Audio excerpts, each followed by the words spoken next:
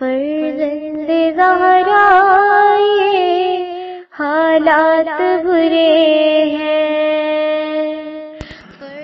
کاشانۂ بصیرت ایک ایسا مکمل یوٹیوب چینل جس پر محروم بصارت کے لیے بالخصوص اور تمام افراد کے لیے بالعموم سینکڑوں کی تعداد میں اسلامی کتب دستیاب ہیں۔ لہذا گزارش ہے کہ آپ اپنی ذمہ داری نبھاتے ہوئے کاشانۂ بصیرت کو سبسکرائب کرنے کے ساتھ ساتھ بیل آئیکن کو پریس کیجیے تاکہ آپ علم کے حصول کے ساتھ ساتھ مذہب اہل بیت کی اشاعت میں بھی اہم کردار ادا کرتے رہیں۔ کاشانۂ بصیرت، کاشانۂ بصیرت، کاشانۂ بصیرت۔ فرزند زہرا یہ حالات برے ہیں۔ السلام علیکم ورحمۃ اللہ وبرکاتہ۔ سامعین، آپ سماعت فرما رہے ہیں تفسیر سورۃ تغابن کی۔ مفکر ہیں استاد شہید مرتضیٰ مطہری۔ ترجمہ کیا ہے حجت الاسلام سجاد حسین مہدوی صاحب نے۔ آج ہم آپ کے سامنے اس کی چوتھی اور آخری ریکارڈنگ پیش کر رہے ہیں۔ آیت نمبر 14 سے 18 کی تفسیر بیان کریں گے۔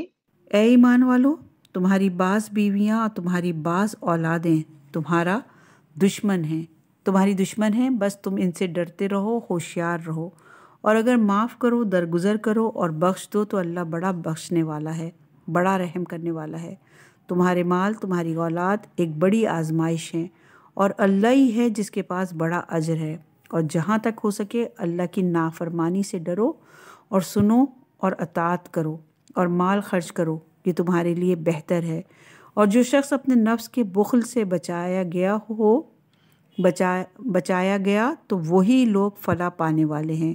اگر خدا کو قرضہ حسنہ دو تو اللہ اسے تمہارے لیے کئی گنا بڑھا دے گا اور تمہیں بخش دے گا۔ اللہ بڑا قدردان اور بڑا بردبار ہے، وہ غائب اور حاضر کا جاننے والا، زبردست اور بڑا حکمت والا ہے۔ آیت نمبر 14 سے 18 کا ترجمہ بیان کیا۔ آئیے تفسیر بیان کرتے ہیں۔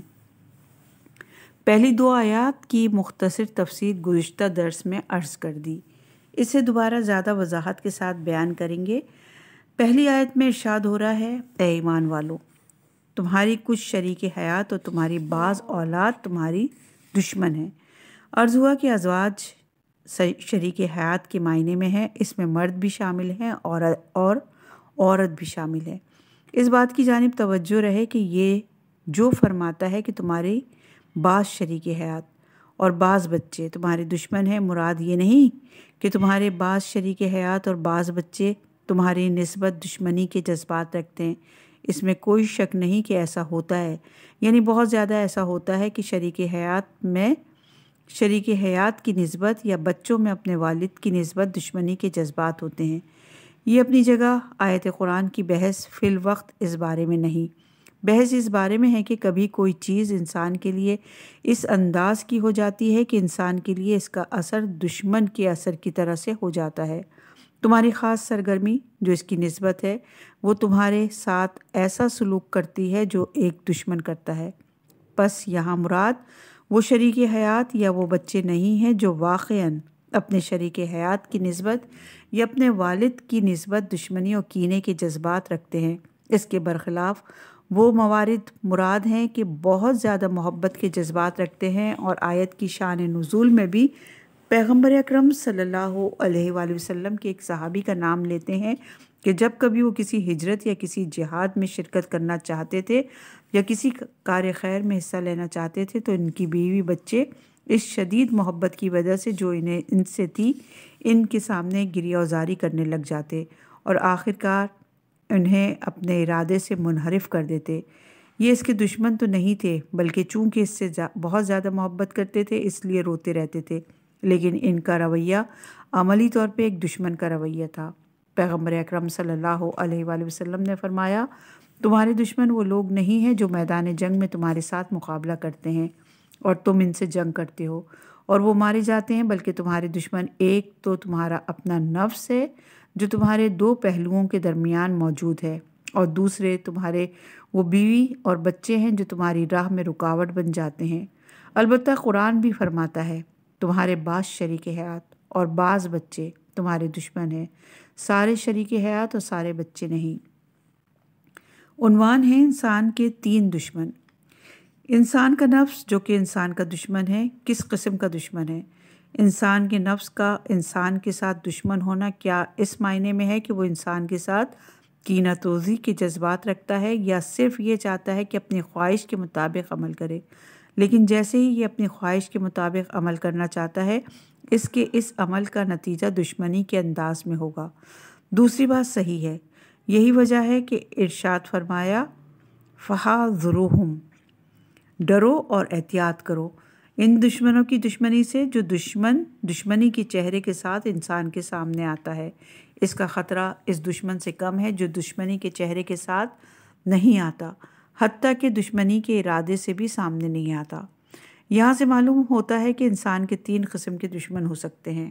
پہلا گروہ ان دشمنوں کا ہے جو دشمنی کے ارادے سے اور دشمنی کے چہرے کے ساتھ انسان کے سامنے آتے ہیں اور آشکار اور کھلم کھلا دشمن ہے۔ دوسرا گروہ وہ ایسے دشمن ہیں جو دشمنی کے ارادے سے اور دوستی کے چہرے کے ساتھ انسان کے سامنے آتے ہیں۔ مسلم بات ہے کہ انسان کے لیے منافق دوستوں کو خطرہ آشکارا دشمن سے زیادہ ہے۔ تیسرا گروہ وہ لوگ ہیں جو دشمنی کے چہرے کے ساتھ اور دوستی ہی کے ارادے سے آتے ہیں، لیکن ان کا عمل اور ان کے تقاضے ایسے ہوتے ہیں کہ جو ایک دشمن کی جانب سے چلائے جانے والے تیروں سے بڑھ کر ہوتے ہیں۔ ماں دوستی کے چہرے کے ساتھ اور دوستی کے ارادے سے اپنے بچے کے ساتھ وہ سلوک کرتی ہے جو سلوک دشمن بھی نہیں کرتا۔ ایک چھوٹی سی مثال عرض کرتا ہوں۔ طلوعین یعنی طلوع فجر اور طلوع آفتاب کے درمیان باپ چاہتا ہے کہ بیٹے کو نماز کے لیے اٹھائے۔ ماں باپ سے کہتی ہے تم کس طرح سے یہ سوچ سکتے ہو کہ ایک بچے کو اس گہری نیند سے بیدار کرو؟ اس کا دل اپنے بیٹے کے لیے جلتا ہے اور وہ چاہتی ہے کہ اس پر مہربانی کرے اور اسے تنگ نہ کرے، اسی لیے اسے بیدار نہیں کرتی۔ یہ ماں ایسی دشمن ہے جو دوستی کے چہرے کے ساتھ اور دوستی کے ارادے سے اپنے بیٹے کے پاس آئی ہے۔ پس معلوم ہوتا ہے کہ اس دشمن کا خطرہ جو دوستی کے چہرے کے ساتھ اور دوستی کے ارادے سے آتا ہے اور ایسی چیز چاہتا ہے جو انسان کے لیے خطرہ ہے، اس کا خطرہ اس کافر حتیٰ کہ منافق کے خطرے سے بھی زیادہ ہے۔ لہٰذا قرآن اس آیت میں ایسے دشمنوں کا خطرہ انسان کو بتاتا ہے، ایسا دشمن جو دوستی کے چہرے کے ساتھ اور دوستی کے ارادے سے انسان کے سامنے آتا ہے۔ آیت میں آگے چل کر ارشاد ہوتا ہے وَإِن تَعْفُوا وَتَصْفَحُوا وَتَغْفِرُوا فَإِنَّ اللَّهَ غَفُورٌ رَحِيمٌ۔ تیسری قسم کی دشمنی کا پہلی اور دوسری قسم کی دشمنی کے ساتھ فرق یہ ہے کہ تیسری قسم کی دشمنی ان دو سے زیادہ خطرناک ہے، لیکن فرق یہ ہے کہ یہاں پر بدنیتی نہیں ہے، حسن نیت کے ساتھ دشمنی ہوتی ہے، یعنی جہالت کی بنا پر دشمنی ہے۔ صدر اسلام میں ایسے مسلمان تھے جو ایسے موارد میں جن میں ان کی بیوی بچے رکاوٹ بنتے تھے ان کی کوئی بات نہیں سنتے تھے۔ بعد میں جب حالات مسلمانوں کے حق میں بدل گئے اور خود وہ بھی ہجرت کرنے پر مجبور ہو گئے تو بعض مسلمان چاہتے تھے کہ ان دنوں کا جب وہ رکاوٹ بنتے تھے انتقام لینے کے لیے ان سے کوئی معاشرتی تعلق نہ رکھیں اور انہیں اپنے آپ سے دور کر دیں۔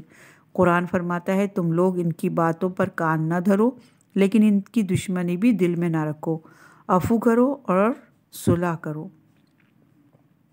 عفو کرو اور صفح کرو۔ عنوان ہے صف اور عفو میں فرق۔ یہاں پہ صف کا کہ ہم تلفظ کریں، اس کے ہجے کریں، صاد فے اور ہے، حلوے والی ہے۔ صف اور عفو میں فرق۔ صف جیسا کہ ہم نے پہلے بھی عرض کیا کہ عفو سے مختلف ہے۔ جب کوئی شخص کوئی خطا کرتا ہے تو وہ سزا کا بھی مستحق ہوتا ہے اور ملامت کا بھی مستحق ہوتا ہے۔ سزا سے درگزر کرنا عفو ہے، لیکن صف اس سے بڑا درجے بڑھ کر ہے۔ صف یہ ہے کہ انسان نہ صرف عام سزا نہیں دیتا بلکہ سرے سے اس کا نام بھی نہیں لیتا، اس پر ظاہر بھی نہیں ہونے دیتا، اس کا نام بھی نہیں لیتا۔ لہٰذا اولیاء اللہ ہمیشہ عفو سے ایک مقام بلندتر ہوتے ہیں، یعنی ان کا عفو با انداز صف ہوتا ہے۔ انس بن مالک رسول خدا صلی اللہ علیہ وآلہ وسلم کے گھر میں خدمت کرتے تھے، کہتے ہیں کہ رسول اکرم صلی اللہ علیہ وآلہ وسلم اکثر اوقات روزہ رکھتے تھے اور بعد میں بھی سحر ہو یا افطار بہت سادہ سی خوراک کھاتے تھے، اور عام طور پر ان کی افطاری میں تھوڑا سا دودھ ہوتا تھا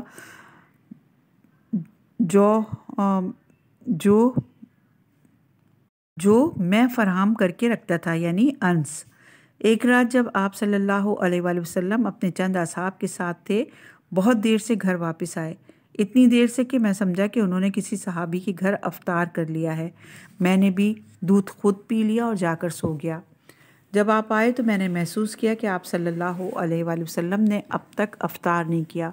بظاہر انس بن مالک نے کسی سے پوچھا کہ آیا رسول اکرم صلی اللہ علیہ وآلہ وسلم کی کسی کے گھر دعوت تھی؟ اس نے کہا تھا کہ نہیں، کوئی اور چیز بھی موجود نہیں تھی، میں چھپ گیا۔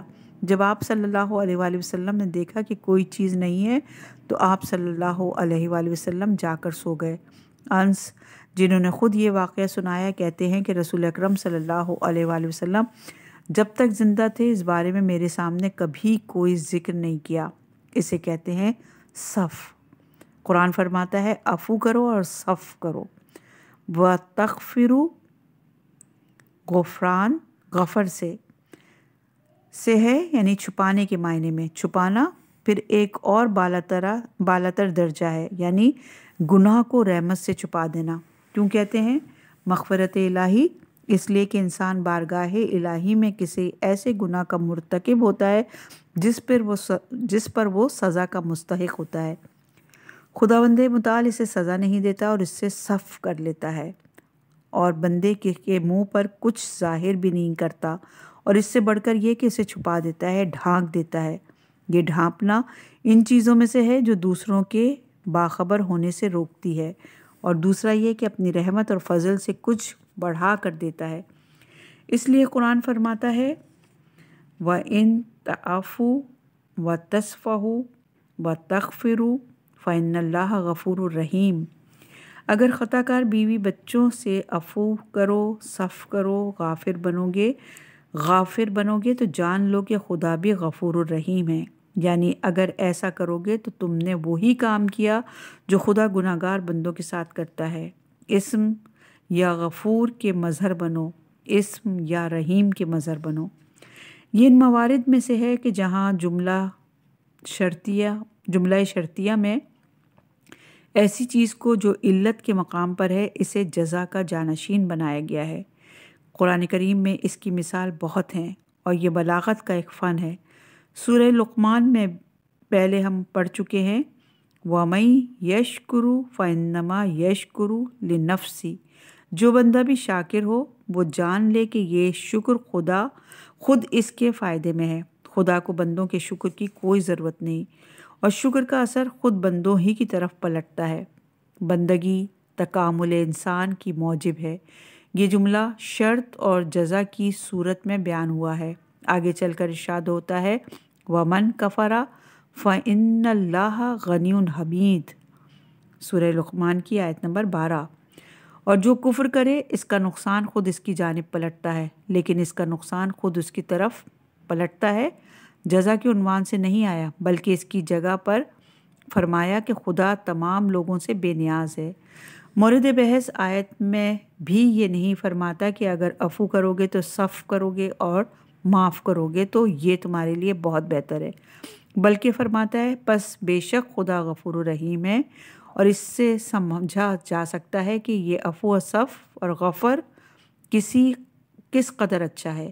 یہاں تک کلام اس بارے میں تھا کہ بعض شریک حیات اور بعض بچے باوجود یہ کہ تمہاری نسبت ان کے جذبات دشمنی کے جذبات نہیں ہوتے، لیکن ممکن ہے کہ ان کا رویہ دشمنی کا ہو، اور وہ مومنین کو احتیاط کرنی چاہیے۔ پھر ارشاد ہوتا ہے انما اموالکم و اولادکم فتنہ، اس کے سوا کچھ نہیں کہ تمہارا مال و دولت اور تمہارے بچے فتنہ ہیں۔ لفظ فتنہ وہی امتحان اور آزمائش کو مفہوم دیتا ہے۔ البتہ فتنے کو اس اعتبار سے فتنہ کہا جاتا ہے کہ یہ ایسی چیز ہے جو انسان کو اپنی جانب مشغول کر لیتی ہے، اور اس کا امتحان ہونا اسی اعتبار سے ہے۔ قرآن میں ہم پڑھتے ہیں سورہ انبیاء کی آیت نمبر 35 میں وَنَبْلُوكُمْ بِالشَّرِّ وَالْخَيْرِ فِتْنَةٌ وَإِلَيْنَا تُرْجَعُونَ۔ آیا یہ چیزیں جو انسان کے لیے آزمائش کا سبب ہیں یہ خیر ہیں یا شر؟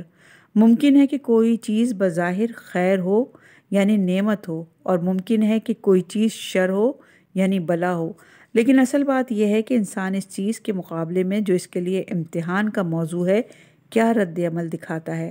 ممکن ہے نعمت و بلا کے بارے میں انسان کا رد عمل اس طرح سے ہو کہ دونوں اس کے لیے نعمت ہو جائیں، اور ممکن ہے کہ نعمت و بلا کے مقابلے میں اس کا رد عمل اس طرح کا ہو کہ دونوں اس کے لیے نقمت بن جائیں۔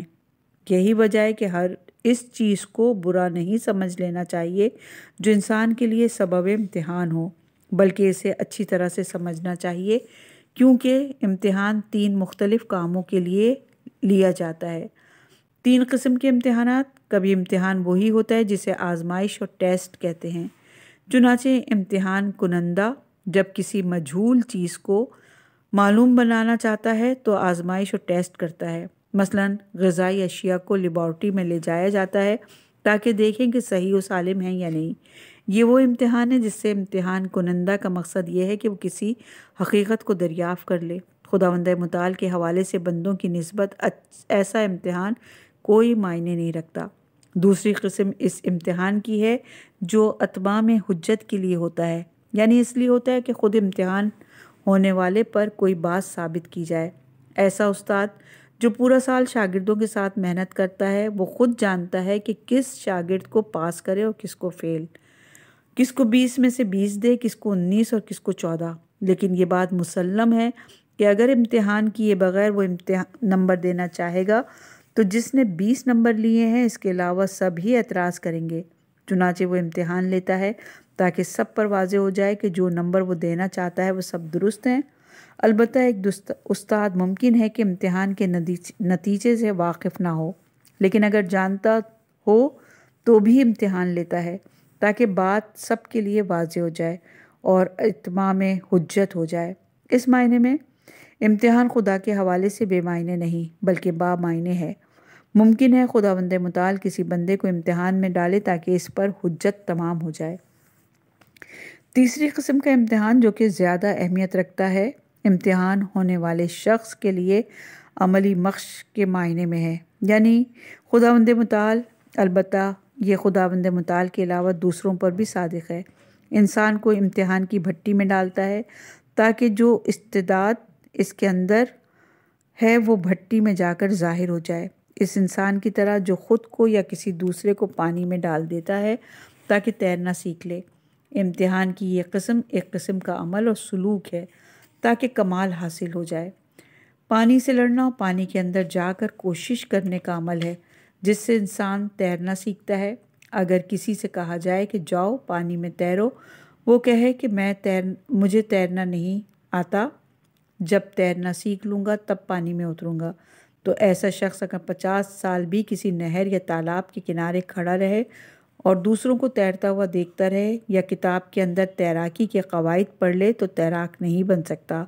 پانی میں جا کر انسان تیراک بنتا ہے۔ عنوان ہے الہی امتحان۔ الہی امتحانات اس لیے ہوتے ہیں کہ انسان ان مشکلات کے اندر کمال حاصل کرے۔ نعمت میں گرفتاری ایک قسم کی مشکل ہے اور نقمت میں گرفتاری ایک اور قسم کی مشکل ہے۔ سب چیزیں اس لیے ہیں کہ تاکہ انسان ان مشکلات میں گرفتار ہو اور اپنے آپ کو اس سے آزاد کرائے۔ انسان دنیا میں اس لیے نہیں آیا ہے کہ نعمتوں کے نزدیک سے اور بلاؤں اور مشکلات کے نزدیک سے گزر جائے، بلکہ اس لیے آیا ہے تاکہ نعمتوں کے دریا میں اور مشکلات کے دریا میں خود کو ڈالے اور اس سے صحیح و سالم باہر نکل آئے۔ اگر کوئی شخص اپنی زندگی میں سرے سے اپنے آپ کو بلاؤں، مصیبتوں اور سختیوں میں نہ ڈالے اور ہمیشہ اس کے قریب سے گزر جائے تو کچھ بھی نہیں بن پائے گا۔ اگر کسی شخص کا ہاتھ سرے سے نعمت تک پہنچ ہی نہ پائے تو جو کمال اسے اس دنیا میں حاصل کرنا چاہیے نہیں کر پائے گا۔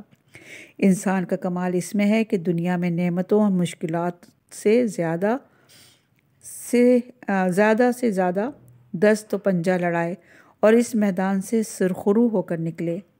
بلاؤں کے حوالے سے امام جعفر صادق علیہ السلام سے ایک حدیث ہے، آپ فرماتے ہیں، اور یہ بہار الانوار کی جلد نمبر 15 میں صفحہ نمبر 55 پر ہے، یعنی جب خدا کسی بندے کو پسند کرتا ہے تو بلاؤں کے دریا میں غرق کر دیتا ہے۔ پانی میں غص یعنی پانی میں ڈوب جانا، پانی میں ڈوب جانے سے تشبیہ دی گئی ہے۔ امیر المومنین علیہ السلام کا ایک جملہ ہے، نہج البلاغہ میں فرماتے ہیں، الدنیا دار الممر لا دار المقر، دنیا عبور کرنے کی جگہ، نہج البلاغہ کی حکمت نمبر 133 ہے یہ، دنیا عبور کرنے کی جگہ ٹھہرنے کی نہیں، جو بھی آتا ہے وہ آخرکار یہاں سے گزر جاتا ہے۔ اور لوگ اس دنیا کے اندر دو گروہوں میں ہیں، ایک گروہ اس بازار میں خود کو بیچ دیتا ہے اور ہلاک ہو جاتا ہے، خواہ نعمتوں کے بازار میں یا نقمتوں کے بازار میں، اور دوسرا گروہ اس بازار میں خود کو خرید لیتا ہے اور آزاد کر دیتا ہے۔ لیکن سب ہی اس بازار میں آتے ہیں اور سب کو اس بازار میں آنا چاہیے تاکہ اپنے آپ کو یہاں سے خرید لیں اور آزاد کر لیں، یا پھر اپنے آپ کو یہاں پر فروخت اور ہلاک کر دیں۔ خدا نے جہاں پر یہ فرمایا کہ وہاں بعض بیویوں اور بچوں کا دشمنی اور خطرے کا پہلو دکھایا ہے، اور اگلی آیت میں کہ جہاں فرمایا کہ انما اموالکم و اولادکم فتنہ، وہاں امتحان اور ان کے لازمی پہلو کو بیان کیا ہے۔ یہ تمہارے لیے مایہ امتحان ہے، مایہ امتحان ہونا ملامت کا مستحق نہیں۔ اب تم پر منحصر ہے کہ اس امتحان سے کس طرح باہر آتے ہو، اور وہ ذات جس کے پاس اجر عظیم ہے وہ اللہ ہے۔ عنوان ہے تقوی، فاتقوا اللہ ما استطعتم، پس جس قدر ہو سکے اللہ کا تقوی اختیار کرو۔ تقوی ان عجیب الفاظ میں سے ہے جو قرآن اور نہج البلاغہ میں بہت زیادہ استعمال ہوا ہے اور متعدد بار عرض کیا ہے۔ اس لفظ کا فارسی اردو ترجمہ نہیں ہے، اس کی جڑ لفظ وقی بمعنی حفاظت ہے، پس در حقیقت اتقو یعنی اپنی حفاظت کرو، لیکن بعد میں ایک اور لفظ ذکر کریں گے جو اصطلاح میں تضمین ہے۔ اپنی حفاظت کرو، مثلا فلاں چیز سے ڈرو۔ خود تقوی اپنی حفاظت ہے، خود کو نجات دینا ہے، اور اس کا لازمہ معنوی آزادی کا مفہوم ہے۔ تقوی کے حوالے سے ماضی میں 2 تقریریں کیں اور دونوں کا تکیہ نہج البلاغہ پر تھا۔ امیر المومنین علیہ السلام فرماتے ہیں نہج البلاغہ کے خطبہ نمبر 228 میں، تقوی ہر ہلاکت سے مایہ نجات اور ہر مملوکیت سے مایہ آزادی ہے۔ حقیقی تقوی وہی ہے جو انسان کو نجات دیتا ہے، انسان کو آزاد کر دیتا ہے، انسان کو امتحان، خواہ نعمتوں کا امتحان ہو یا نقمتوں کا امتحان ہو، میں تقوی اختیار کرنا چاہیے کہ یہ تقوی ہی ہے جو اس کو نجات دیتا ہے اور آزاد اور رہا کرتا ہے۔ اور عرض کیا کہ انسان کو ان سب سے لڑنا چاہیے لیکن خود کو آزاد کرانا چاہیے۔ لہٰذا بعد میں فرماتے ہیں فاتقوا اللہ۔ اب جب کہ مال و دولت اور اولاد اور نعمتیں فتنے اور امتحان ہیں کہ تمہیں ان سے لڑنا ہے تو پھر تقوی اختیار کرو، یعنی جتنی طاقت ہو اتنا تقوی اختیار کرو۔ عنوان ہے رفع شبہ۔ قرآن میں 2 آیتیں ہیں جن کو بعض مفسروں نے، نہ کہ سب نے، یہ سمجھا کہ یہ 2 آیتیں ایک طرح سے ایک دوسرے سے منافت رکھتی ہیں، اور ایک کو ناسخ سمجھا ہے، اور ایک آیت یہ ہے کہ ارشاد ہوتا ہے سورہ آل عمران کی آیت نمبر 102، یعنی خدا کا تقوی اختیار کرو جیسا کہ اس کا حق ہے، اور دوسری یہی مورد بحث آیت اللہ کا تقوی اختیار کرو جتنی تم طاقت رکھتے ہو۔ بعض مفسروں نے کہا کہ دوسری آیت پہلی آیت کی ناسخ ہے، پہلی آیت کے مفہوم پر ایک تخصیص ہے، کیونکہ اس طرح سے تقوی اختیار کرو جیسے کہ اس کا حق ہے، یہ انسان کی طاقت سے بڑھ کر ہے۔ دوسری آیت فرماتی ہے کہ تم لوگ جس طرح سے اس کا حق ہے اس طرح سے تو تقوی اختیار کر نہیں سکتے، بس اپنی طاقت کے مطابق تقوی اختیار کرو، جیسا کہ بعض دوسرے مفسر خصوصاً صاحب تفسیر المیزان فرماتے ہیں کہ یہ بات درست نہیں ہے، ان 2 آیات میں کوئی منافات نہیں ہے۔ ایسا نہیں ہے کہ پہلی آیت میں کہا گیا ہو کہ خدا کی نسبت ایسا تقوی اختیار کرو جیسا کہ اس کا حق ہے، اگرچہ تمہاری طاقت سے زیادہ ہی کیوں نہ ہو۔ یعنی اس آیت نے ہماری طاقت سے زیادہ ذمہ داری لگائی ہو۔ خدا کبھی بھی طاقت سے زیادہ ذمہ داری نہیں لگاتا، بلکہ پہلی آیت کی نگاہ اس پر ہے کہ ہر چیز کا تقوی اس کی اپنی مناسبت سے ہے۔ یہ دیکھتے ہوئے ہم نے عرض کیا کہ تقوی یعنی اپنی حفاظت کرنا۔ مثلاً اگر انسان چاہتا ہے کہ اپنے آپ کو دنیا کے قوانین میں سزا سے محفوظ رکھے تو زیادہ سے زیادہ اپنی حفاظت یہ ہے کہ کوئی ظاہری اور واضح خلاف ورزی نہ کرے۔ دنیاوی قوانین میں حق تقاطع اسی حد تک ہے، لیکن کیا انسانی قانون کا یہ بھی تقاضا ہے کہ میں اپنے دل میں بھی اس سے راضی رہوں؟ نہیں، انسانی قانون کا ایسا کوئی تقاضا نہیں ہے۔ کیا میں اپنے دل کے اندر بھی اس کے خلاف کوئی خیال نہ آنے دوں؟ نہیں، یہ ایک اجتماعی کانٹریکٹ ہے جس کا تقاضا اس سے زیادہ نہیں ہے جو ہم نے عرض کیا۔ لیکن اللہ کا تقوی اختیار کرنا ایک دوسری بات ہے، یہ کہ انسان صرف عمل میں مخالفت نہ کرے۔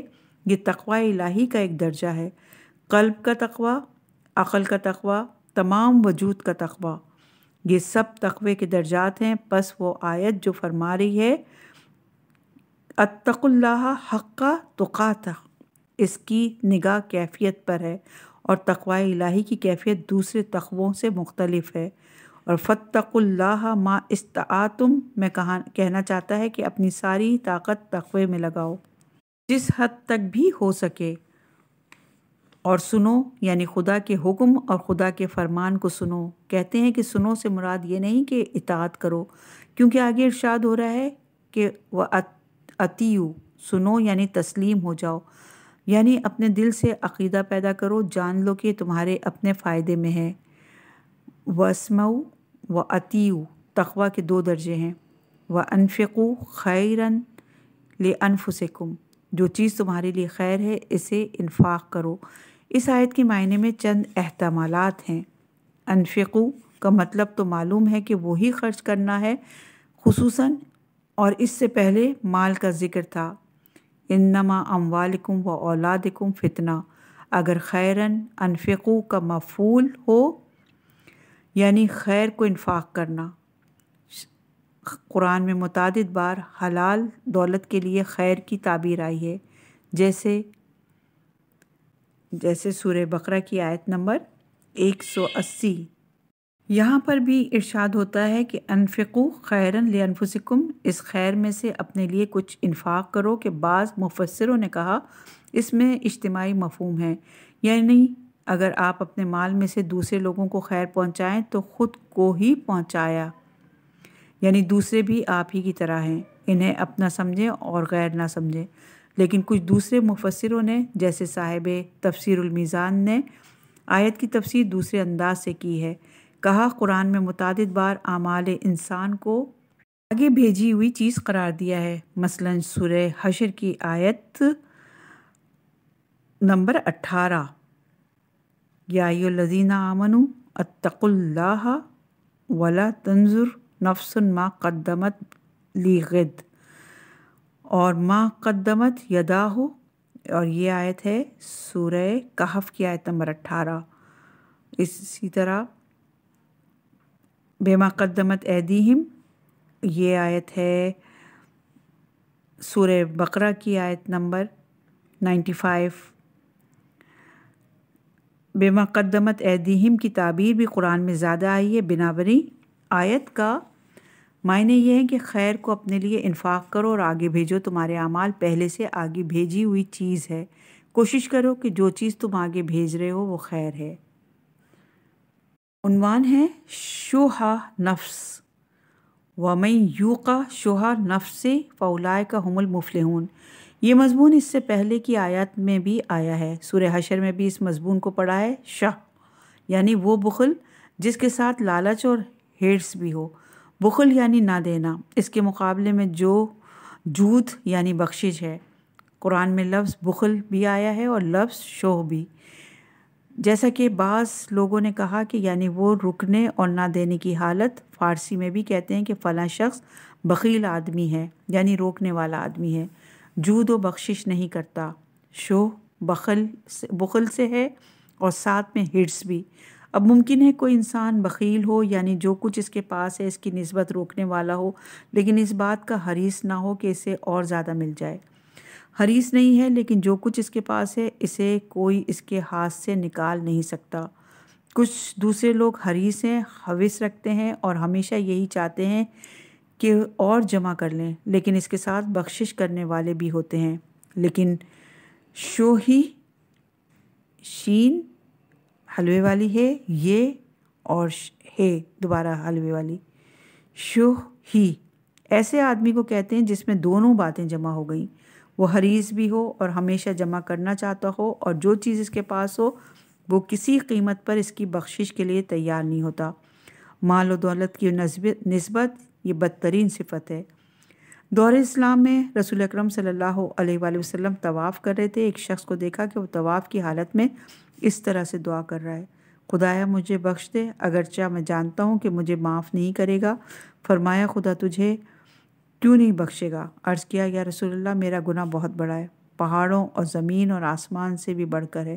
فرمایا کیا تمہارا گناہ خدا سے بھی بڑا ہے؟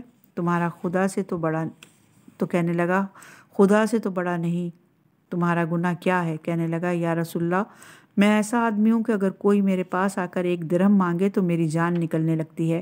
اگر مجھے معلوم ہو جائے کہ کوئی شخص مجھ سے کوئی چیز چاہتا ہے تو اس طرح سے پریشان ہو جاتا ہوں۔ فرمایا دور ہو جاؤ، کیا تم نہیں جانتے کہ جو شخص ایسا ہو وہ جنت کی خوشبو بھی نہیں سونگھ پائے گا؟ کیا تم نے قرآن کی یہ آیت نہیں سنی؟ اور آپ نے یہی آیت تلاوت فرمائی۔ قرآن کی تعبیر کو دیکھیں کہ شوہا کو انسان کے لیے ایک دشمن کے مقام پر سمجھا ہے۔ پہلے ہم پڑھ چکے ہیں کہ تمہارے باس شریک حیات اور بچے تمہارے دشمن ہیں، اور پھر خدا اس طرح سے فرماتا ہے کہ انما اموالکم و اولادکم فتنہ۔ یہاں پر اب ازواج کا ذکر نہیں ہوا، اولاد 2 بار، ازواج اور اموال کا ذکر ایک بار ہوا۔ مورد بحث آیت میں ارشاد ہوتا ہے وَمَن یُوقَ شُحَّ نَفْسِهِ، شوہا کا تعلق بھی مال سے ہے۔ جو شخص شوہا کی برائی سے بچا لیا گیا یعنی دشمن سے۔ ہم دیکھ رہے ہیں شوہا جو مال سے متعلق ایک صفت ہے، اسے ایک دشمن کی طرح سے سمجھا گیا ہے۔ نتیجہ یہ نکلتا ہے کہ جس طرح سے شریک حیات اور اولاد عملی طور پر کبھی دشمن کی صورت اختیار کر لیتے ہیں، مال و دولت بھی کبھی دشمن بن جاتے ہیں، لیکن جو دشمن وہ خود مال نہیں ہے بلکہ وہ صفت ہے جو نفس انسان پر قائم ہے، جس کا نام شوہا ہے۔ جو لوگ اس دشمن کی شر سے بچا لیے جائیں وہ فلاح پانے والے ہیں، یعنی اگر کوئی شخص اس کے شر سے بچایا نہ جائے تو وہ کبھی بھی فلاح نہیں پائے گا۔ اگر تم خدا کو قرض دے دو، قرض نیک، قرض حسنہ، خدا وہ تمہیں لوٹا دے گا اور چند گنا بھی کر دے گا۔ وَيَغْفِرْ لَكُمْ، اور تمہارے گزشتہ گناہوں سے درگزر بھی فرمائے گا۔ وَاللَّهُ شَكُورٌ حلیم، اور خدا شکر کرنے والا، قدردان اور حلیم اور بردبار ہے۔ یہ تعبیر پہلے بھی آئی ہے کہ یہاں ارشاد ہوتا ہے، یہاں پہ سورہ حدید کی آیت نمبر 11 میں مَن ذَا الَّذِی یُقْرِضُ اللَّهَ قَرْضًا حَسَنًا، اور یہاں پر ارشاد ہوتا ہے ان تُقْرِضُوا اللَّهَ قَرْضًا حَسَنًا، اگر خدا کو قرض دے دو، قرض حسنہ۔ عنوان ہے قرض حسنہ۔ لفظ قرض کے معنی عام اصطلاح کے مطابق یہی ہے کہ کوئی شخص کسی دوسرے کو کوئی چیز بطور قرض دے دے تاکہ بعد میں اس سے واپس لے لے۔ اس کی 2 قسمیں ہیں، ایک مرتبہ یہ کہ کسی قسم کے سود اور فائدے کے بغیر دیتا اور واپس لیتا ہے، اسے قرض حسنہ کہتے ہیں۔ لیکن اگر سود کا مطالبہ کرے کسی بھی طرح کا اور وہ کسی بھی رنگ کا ہو، اس کا نام ربا ہے، جو کہ حرام ترین کاموں میں سے ایک کام ہے، یعنی ایک بہت بڑا گناہ کبیرہ ہے۔ یہ ہے قرض کے بارے میں قرآن نے یہی تعبیر استعمال کی ہے، لیکن قرآنی تعبیرات میں جب ارشاد ہوتا ہے کہ خدا کو قرض حسنہ دو تو اس میں عام قرض حسنہ بھی شامل ہے، اور ایک دوسری چیز بھی شامل ہے۔ پہلی صورت میں آیت کا مطلب یہ ہوگا کہ جو چیز تم بغیر کسی فائدے اور سود کے ان بندوں کو دو جو قرض لینے کے محتاج ہیں، گویا تم نے خدا کو قرض دیا ہے، اس کا اجر خدا سے طلب کرو۔ لیکن قرآن کی آیت اس پر منحصر نہیں ہے، ہر قسم کے اچھے عمل کو قرآن قرض حسنہ قرار دیتا ہے۔